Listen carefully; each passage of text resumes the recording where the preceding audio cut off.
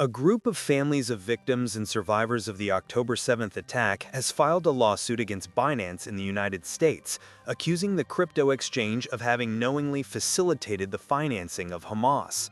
The complaint alleges that the platform allowed terrorist groups to move funds without proper oversight, violating American anti-terrorism laws. A federal judge in New York recently ruled that the case can proceed, denying Binance's motion to dismiss. The accusation draws on previous admissions by the company itself, which already paid a historic fine of over $4 billion to the U.S. government for serious failures in preventing money laundering. The victims' attorneys argue that these failures were crucial in enabling Hamas to secure the financial infrastructure necessary for the attack, and are now seeking damages that could reach into the billions of dollars.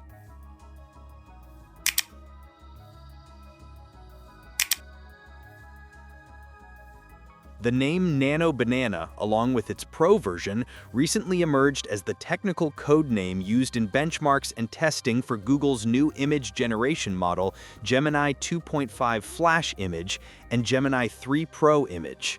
The news went viral because this model demonstrated an exponential improvement in image creation, surpassing competitors in speed and, most importantly, in the ability to insert legible and accurate text within artwork, something older AI systems consistently failed at.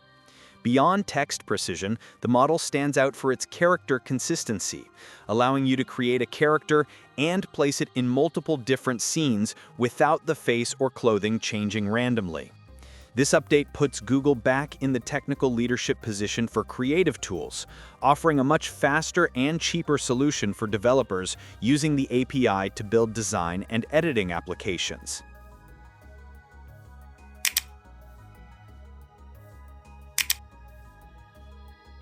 Despite earlier rumors suggesting that Tim Cook would step down from leading Apple around 2026, new behind-the-scenes information disclosed by reliable analysts like Mark Gurman indicates that the CEO has no plans to leave anytime soon.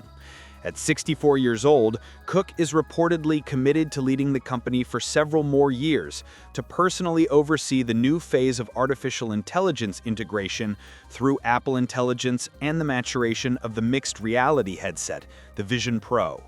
Internally, Apple is still working on succession plans, with John Ternus, head of hardware, being the frontrunner for the position in the future, but the transition is not seen as imminent. Cook's continued tenure is viewed by investors as a sign of stability, ensuring the company navigates safely through this moment of drastic technological change before passing the torch.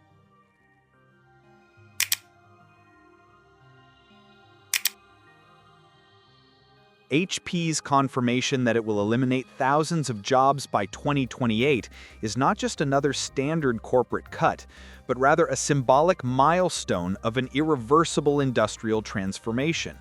The company is executing a risky and painful maneuver, where in practice it is using artificial intelligence to replace the very human teams that historically sustained its operation. The official justification revolves around financing and developing AI PCs, computers equipped with dedicated neural processing units. But the internal reality is more complex. To fund the research and production of this expensive hardware, HP has decided it needs to become a leaner and more automated company. What makes this move particularly alarming for the labor market is that HP is aggressively applying the technology it sells within its own house. Customer service positions, entry-level technical support, and administrative functions are being decimated to make way for autonomous software agents. The logic of the board is that the savings generated by laying off humans, estimated at around $1 billion annually, will be the financial fuel necessary to compete with rivals like Lenovo and Dell in the race for AI computers. This sends a clear message to the entire technology sector that operational efficiency through automation has ceased to be a differentiator and has become a rule for survival, even if the social cost is the mass dismissal of a loyal and qualified workforce.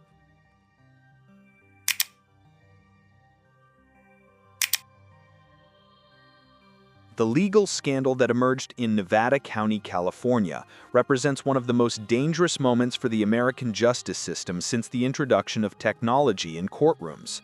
Unlike previous cases where private attorneys made errors out of laziness, this time it was the state, represented by the prosecution, that used artificial intelligence to fabricate legal arguments against a citizen. The gravity of the situation lies in the imbalance of power, as the prosecution holds public trust and the authority of the government. When a prosecutor presents a criminal motion based on hallucinated jurisprudence, meaning cases and laws entirely invented by ChatGPT or similar tools, they are in practice creating a fictitious legal reality to try to incarcerate someone. The reaction from the legal community was immediate and fierce, because this type of error perversely inverts the burden of proof. Defense attorneys and public defenders now find themselves forced to spend scarce resources and precious time not to argue against the law, but to prove that the law cited by the prosecution doesn't even exist. Legal ethics experts argue that the attitude of the California prosecution violates the constitutional principle of due process, as it subjects the defendant to a trial based on digital fantasies. The case has become a watershed moment and is expected to force the state Supreme Court and legislators to create rigid barriers and severe punishments for the use of generative AI in official documents, lest the judicial system be transformed into a theater of fiction generated by algorithms.